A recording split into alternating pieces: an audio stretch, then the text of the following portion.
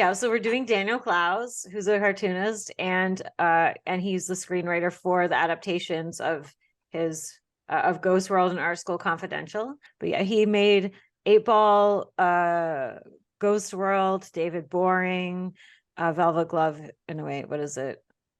Iron Fist and Velvet Glove. What the fuck is like a Velvet Glove cast in iron? I love that Patient. book. I almost got the tattoo. I probably will get the tattoo from that logo as a tattoo. It's so cool. Yeah, Larissa, Ghost World seems like something that you would like. Yeah, I think that Enid Coleslaw is like a 7-wing 694 social self-pres. I think she is actually me. So that's when I remember because like growing up, I like only read Cracked and Mad magazine. Like I lived in the middle of nowhere. I didn't know that like indie comics existed. And then when I moved to the city and I discovered Ghost World, I was like, like what is this? And it was like, this is me. In a comic, and then it made me start wanting to make comics because I hadn't even thought I could make comics. Your But comic yeah, that you posted looks really cool. thanks. But yeah, I'm thinking Daniel Clowes is probably also a social self-pres. And probably a 6-wing 794, or maybe a 9-wing 164, but he's very misanthropic and people hatey and self-hatey and kind of just got like this. He wears this sort of disdain for humanity on his sleeve, which I think is more leaning to being a 6 over 9, but he's got the 9 downward drooping thing going on too. Oh, you think this guy's 469 trifix? Yeah. Yeah, okay, I could totally see that. This is little cutie Daniel Clousey. He kind of looks like 6-wing 7, eh? To Yeah, me. Or 6-wing yeah. 5, maybe, Or but 7-wing 6, yeah. yeah. He's got that sort of Who's that magician guy? Um, who's kind of indistinguishably 6'7", 7'6". Darren Brown. oh, Darren Brown. Kind of Oh, looks similar. he seems 7-wing 6 to me, Darren Brown. Yeah, but I mean, he's kind of like double head core that's in that area where I can get lost. Yeah. Yep. I definitely see like Wing 7 in his comics. Like I can see like as like in Ghost World, for example, like he kind of tends to channel, I think, his Wing 7 stuff with his female characters a lot. Like he kind of makes them these bombastic, self-interested, messy bitches. And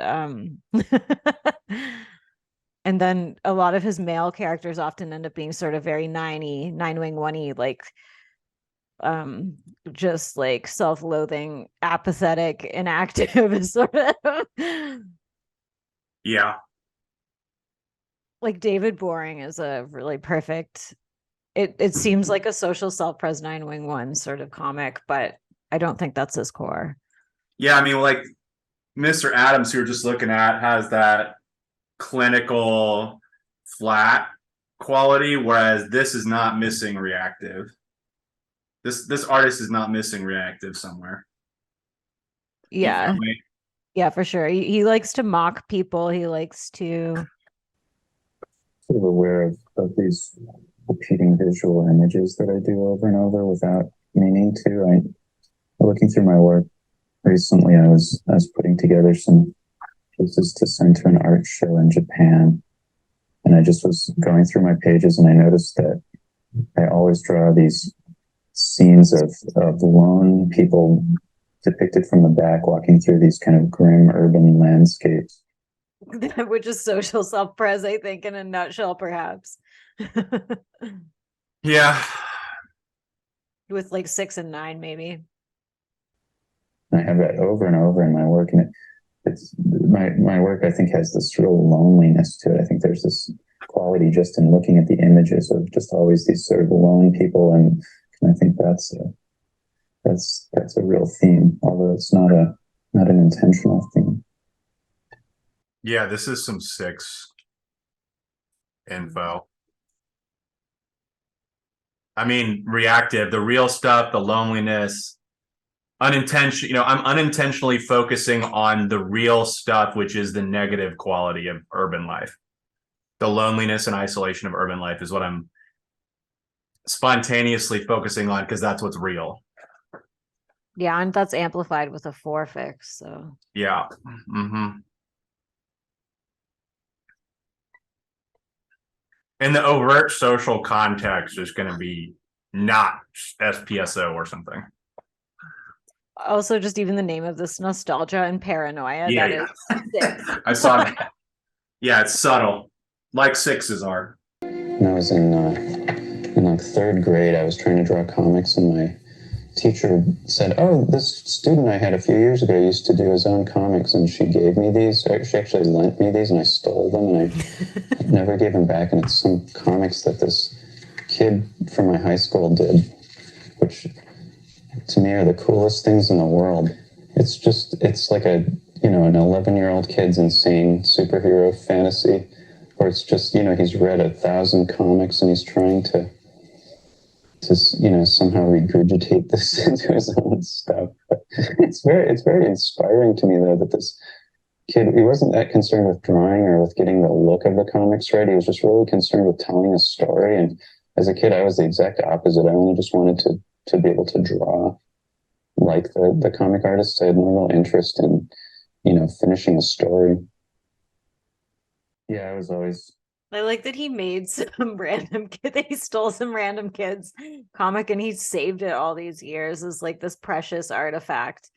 I don't know if that speaks to like attachment with a 4 fix, but I think so. Yeah. It's very sweet.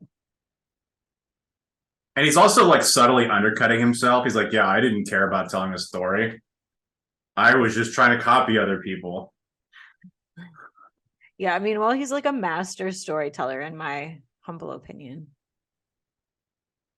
Right. That's what I'm saying. He's like self-attacking. Mm-hmm. You know what I'm saying? I did know what you were saying, yes. And then I was just wanting to throw out a compliment about his. Oh, okay. I got confused. I'm like, did she not? Okay. All right. Continue. I've bought all the same brushes as him too. I don't use them though. I just have them. Anyway. Comic books were made by some kind of tool that I just didn't know about, and that my parents weren't telling me about. I used to always ask them, buy me the kind of pen they use to draw comics, and of course they had no idea. And so I spent pretty much my entire adolescence up till the time I was 14 or 15 trying to figure out what they used, and then finally somebody told me they use a brush.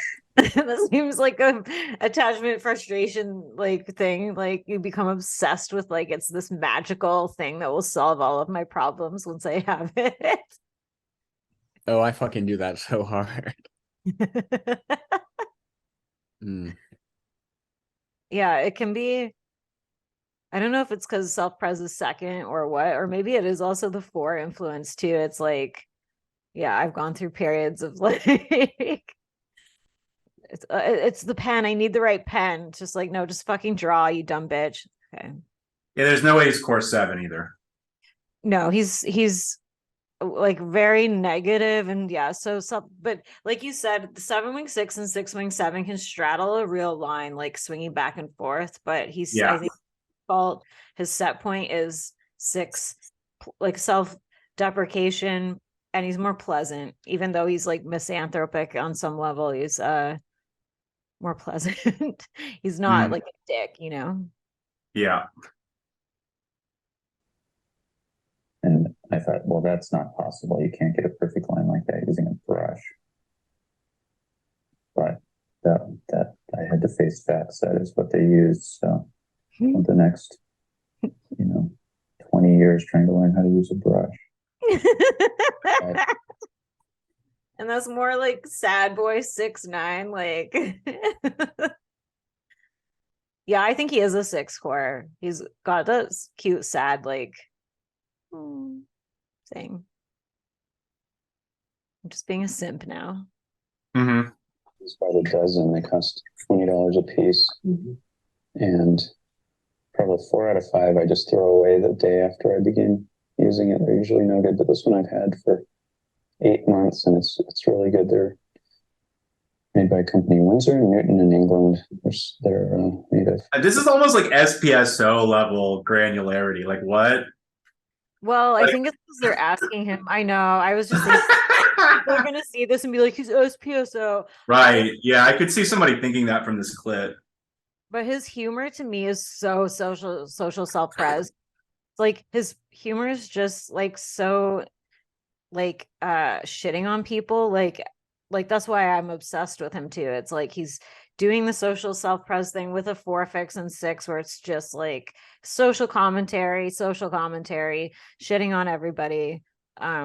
Look at this retarded person, look at this fucking wild asshole, look at this lug nut. It's just constant criticizing people, which is beautiful fuel to me. But he is funny though, in like a very like yeah, I don't know. I've never read this one. oh, it's so good. It's so 90. It's like, and also like what Kiernan said in the other video about associating 6 with noir. He has like kind of these noirish elements to some of them. Like David Boring has a bit of noir. Mm-hmm. What's the one about the superhero? Oh, Ray Gun. Yeah, that one feels very like crimey, noir-y sort of, for sure. Yeah, not just 6, but 6 Wing 5, because 6 Wing 5 has that really heavy dose of skepticism, and noir is, things are not as they seem, and who can be trusted, where's the truth, like all of that stuff. Do you think he could be 6 Wing 5 over 6 Wing? No, but I'm just expanding upon my point about noir, film noir. Unless he has I'm leaning 4 Wing 3 heart, but unless he has, me too, actually, now that you mention it. But he does have, like some of those. I mean, and this isn't like what most of his work is like. I mean, this isn't what his work usually looks like, is it? No, yeah, it is. And Okay. like the velvet, which I don't know why I can never remember what it's called. Velvet glove cast in iron. It's also got like these noir. It's sort of Twin Peaksy, fucked up like as well. Yeah, it's super surreal and weird. Like he's yeah, and it's always this kind of like a lot of these ones have like this guy centered on some sexual obsession, but it's also like not, it's like totally sexual blind in how it comes across. It's like this feeble man trying to like find like like there's so many good images in his things of people just humping like joylessly, and it's like wonder if there's one in here. It is just like a low grade unease that like pervades all this. Seems like sexual blind spot shit to me, where it's just like, oh, the horror. But not all that's not just sexual blind. I mean, that's reactive and withdrawn sexual blind. That's like not, that's not the sexual blind that I know and love. Like that's something else. That's a particular type of sex. It's like it's pathetic, in a way. Yeah, well, maybe this is a thing. It's like if 7/4 is theater, it's like theater of depression or something. It's like maybe 6/4 is theater of pathetic. Right, because it's that compulsion to share the negative quality of whatever's being addressed is like that's the real shit. Yeah. Like we need to make art about the bad sex that we had. Not you know what I'm saying? Because that's really where the reality is. That's what people don't want to talk about. Yeah. That's what's making everybody anxious, Yeah, I find him cathartic. Like I find his writing so cathartic for me, and just trying to think about what else we can watch. Here he's talking about Ghost World. So yeah, let's hear him talk about it, Ghost World.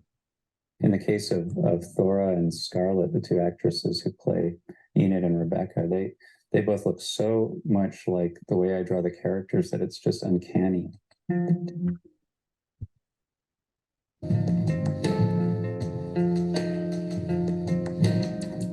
The original idea for Ghost World, a comic book, just sort of developed organically. I came up with these two characters, Enid and Rebecca, these two teenage girls who were these kind of angry, disaffected girls who were trapped somewhere in suburbia.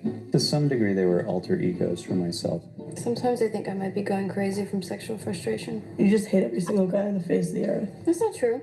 I just hate all these extroverted, pseudo-bohemian losers. You guys up for some reggae tonight?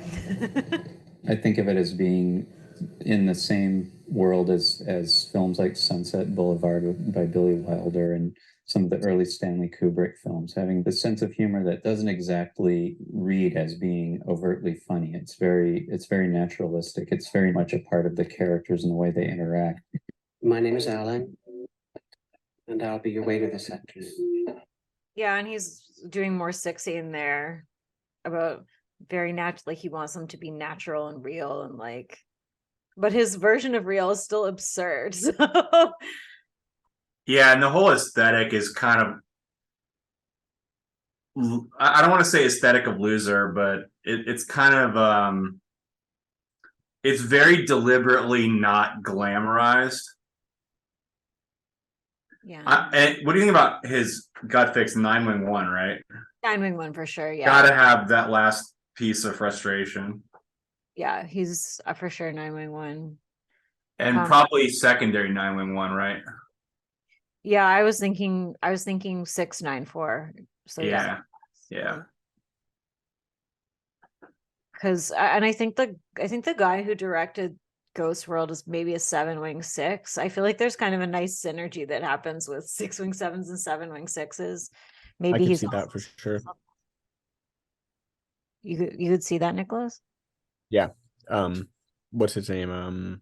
Terry Zwigoff. Right. Which also Crumb connection with him. So. All right. And also the character arc of this, like in the comic and in the movie, it feels very 794 to me, like as a social self-pres type, but heavily 6 influenced. I guess it could be even 694 ending, but anyway. Hi, Al. Can we call you Weird Al? I'd imagine so. With drawing a comic book, you have the absolute maximum of control. And when you're making a film, you kind of have to relinquish a lot of that control. All of a sudden, you're letting, an actor play the part as opposed to you drawing a character playing the part. And so every little nuance you want to put in has to come from that actor and not from your drawing. The film opens with this music that Enid has on video. That's an Indian film from 1966 with this crazy dance number. And I thought that was just such a perfect way to introduce Enid. This is what she likes. She doesn't like, Britney Spears or, this stuff. This is pure Forfix stuff. Now it's like 6'4", like he's projecting himself onto. It's like we have to show that she's cool, like she's cool or she's weird or she's like. But that's like 4-wing 3, where he's kind of looking at what other people are liking and looking at what's being appreciated aesthetically by others and being influenced by that to some degree. Mm-hmm. Not 4-wing 5, which is like, not 4-wing 5, I don't think. Stone Temple Pilots or whatever she likes, this weird thing that nobody else even knows about. Yeah. Are we in slow motion here?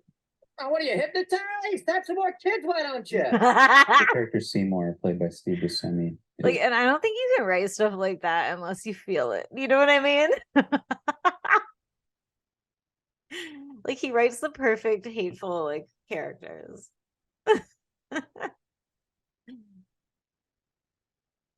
Was a very tiny part of the comic. It was just the scene where they set up the blind date with him in the restaurant. And the way that we leave it in the comic, he just yells at them through the window and walks away. And then they feel really sad and they never see him again. And when we were putting together the script, we thought, it'd be really interesting if this character took on a bigger presence in the movie.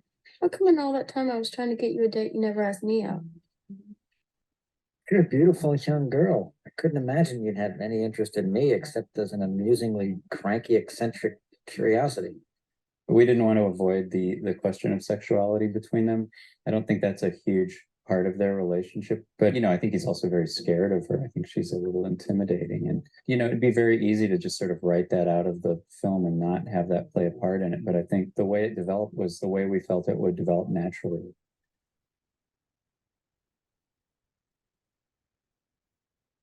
And I thought that was a much more appealing way to take the story, to let them kind of dictate what direction they go in. And I just want to say that this also, the arc, it's feels very 4 influence, because she self-destructs totally, where she having all these opportunities to maybe go to art school to get all this positive attention, maybe be with the guy that she likes or whatever, and then it's she blows it all up and sleeps with this gross old dude, and then can't, freaks out, doesn't move in with her friend, and then just disappears into the night. Yeah, I mean, to use my own reaction sort of as a typing tool, I never really got into this guy's stuff. I didn't really like the movie Ghost World. I thought I would like it a lot more than I did. It's it's so droopy. It's not a mood that I really want to inhabit. It's a little bit too Debbie Downer, and that's completely typologically consistent, right? Because if you've got a 6, 9, 4, I have no 4 at all. I have no 9 at all. I have a wing 6 and a wing 7, and that's it. So you've got this heavily frustrated 6 wing 7, and it's just kind of, it's too it's too droopy for me. It's so funny. It's such a different vibe than what I normally go for. Well, it's funny to me that you are it's so droopy, it's a downer, blah blah. I'm this is my idea of a fun movie. I'm yeah, that's what I'm saying. It's that. Yeah, exactly. That's my point. Is that I literally, I can't count how many times I've watched this movie or how many times I've read the comic. It's I feel so happy and joyful whenever I'm experiencing anything Daniel Clowes. I'm yes. Yeah, I mean, I basically agree with you, where I feel comfortable in his world, and I'm yep, I get it, and I can tap into that, and it feels nice. This was a comfort movie for me in high school. I just watched it to fall asleep a lot. So yeah, that's so interesting to me. I mean, it's a good movie. It's well done. It's well acted. I don't have anything against it, but it just, the mood is not one that I'm seeking. And I mean, as you might expect, right? I completely get that. Yeah. Something about the mood is very comforting to me, and very not necessarily calming, but it just feels really familiar. The characters, just everything. And that's, interesting. And that's kind of what a 6 creator is going to want, right? They're going to want you to have some degree of comfortability with kind of it's sort of non-threateningly mundane in a sense. No, because with at least in my opinion, with a 4 fix, you want to disturb people, you want to ruffle people's feathers and make them feel kind of uncomfortable. Oh, I don't disagree with that, but I'm saying on the surface, but that I agree with what Nick is saying. Well, I think the film might play more to the director's sensibilities too in that regard. Obviously, Clowes had a big input in it, but I don't know. I don't necessarily get the same feeling from the film as the comic. Not really. I mean, they're connected, but can you state my question mark about SPSO? Sure. Okay. Let's kind of find some good social self-pres so we can button this up. Okay, here he is talking to people. Well, I mean, he already looks like a social self-pres, but let's go a little further on that one.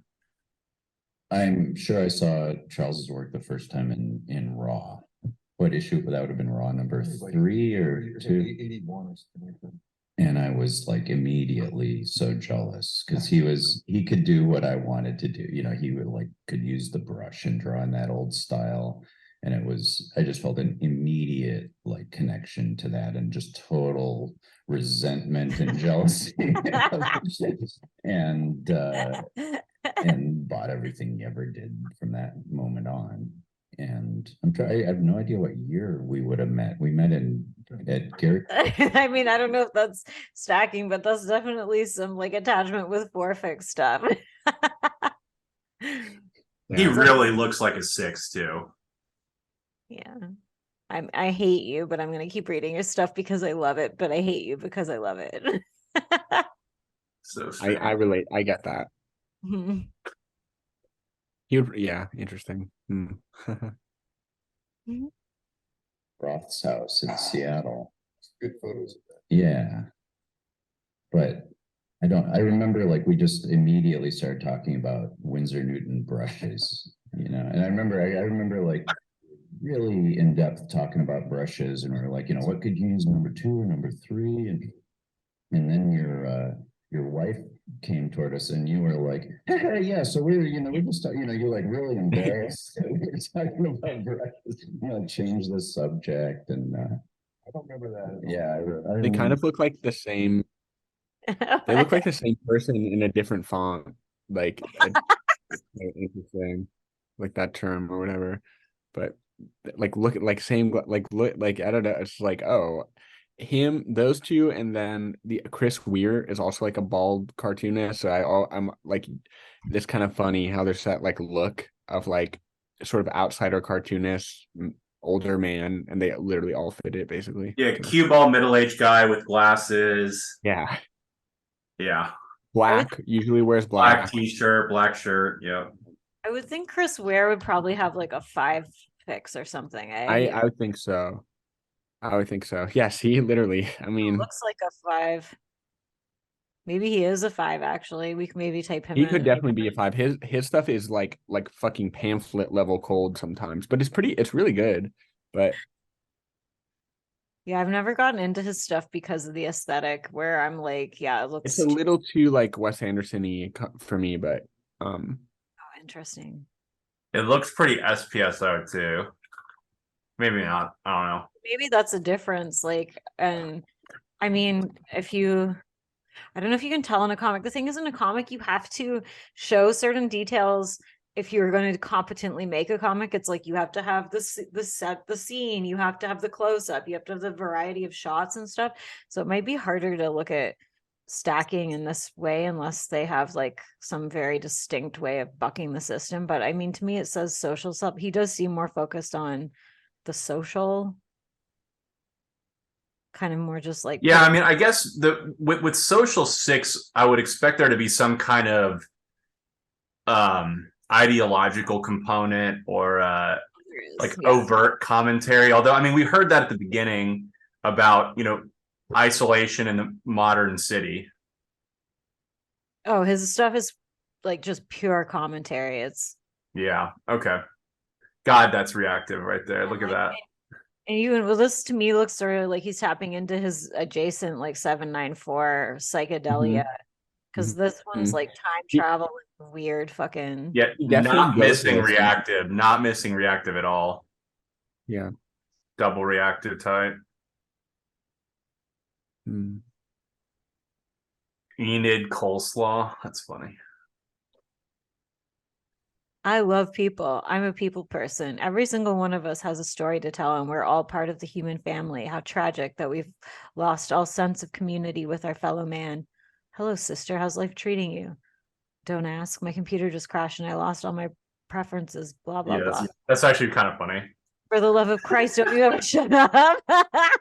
Yeah, this to me is social self-pres. I'm like, this exact same thing. It's just like even if he's making this character sort of like a version of himself and he's making fun of himself, he's still like shitting on like this other person. And it's just every comic, and why I love it is just nonstop. It's like a it's like a shit jerk, like a circle shit jerk or something on people's faces.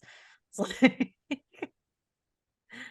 here's why you're awful, here's why you're rotten, but here's why it's funny. Right, it's sort of like making light of it. It's like cathartic or something. Yeah. Yeah, it makes me feel better about life reading his stuff. And the way he draws people too feels social dom to me, because he's like, it's like he's like, they're so caricature-y, you know what I mean? It seems, I would say caricature area is social head type stuff too. So, also, one interesting the way we typed him is that he has no rejection at all. So no 2, no 5, no 8. So he's not doing any rejection to distance himself from his own vulnerability. Like, he's affected by all of these things, which is why he has to shit on them and turn them into comedy.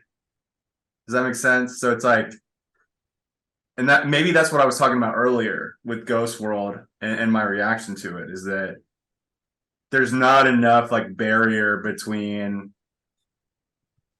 like the experience and the characters, you know? Yeah. Does that make sense? Like, because I mean, if he has no rejection at all, then he's being like highly, he's yeah. Yeah. Yeah, you can see all the attachment stuff playing out. Yeah, all the attachment stuff and all of the frustration stuff. Yeah, I like that. Triple frustration, triple no rejection, right? So he's in the thick of it. Like, he's in, maybe that's why I was seeing him as SPSO when he's social self-pres, is because he's so in the thick of the humanity of it all. Because he's not rejecting. He's like very funny. Like a Velvet Glove is one of the funniest things I've ever read. It's so good. But it's a very I don't know if this speaks to like, it's awesome. I want to fucking love that book. It's so good. Wait, where is she? Where she's, oh yeah. Her mom. God, look at that. Look at that panel. Yeah. Yeah. Oh man. Yeah, that whole, you should read that. Give me book. some rejection fixes or something somewhere, Jesus. I mean, it's like, yeah, I don't know what to say. My reaction to this is in some way kind of similar to my reaction to stuff like Lucian Freud, the artist, where it's like too up close to stuff I don't want to look at. Yeah. I mean, Lucian Freud's probably like self-pres sexual or something, but I could see that artist being almost the exact same type, where you're looking at this sort of like grotesque humanity. Like, he does nudes that are pretty nasty. Yeah. Oh.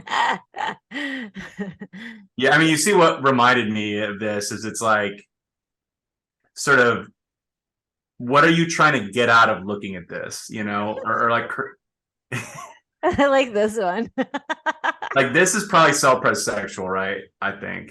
I don't know. I don't know either, but that's my starting point. Sort of like decaying bodies. I like it. Oh God. Okay. Right? It's uncomfortable to look at. No, I don't find it uncomfortable to look at all. What's supposed to be. I like kind of gross stuff though, but I was also gonna just say also, like, his characters, like his 6'9s are kind of simpy and like, you know, like downtrodden and like can't, nothing works out for me. Yeah. With Bourne, there's just so much of that in his male characters. It's like so delightful. Anyway, okay, I guess 6'9 simpy, but 6'9" we're only gonna simp for the best. Yeah. I mean, I guess simpy maybe isn't the right word, but it's like very, but it's not inaccurate though, in a way. They're devoted. It's like real humble too. 6s and 9s, but complexes about seeing themselves in a humble light. Yeah, and he does a lot of the self-pres playground stuff too, is the other. Okay, so Daniel Clowes, 6 wing 7, 9 wing 1, 4 wing 3, social self-pres.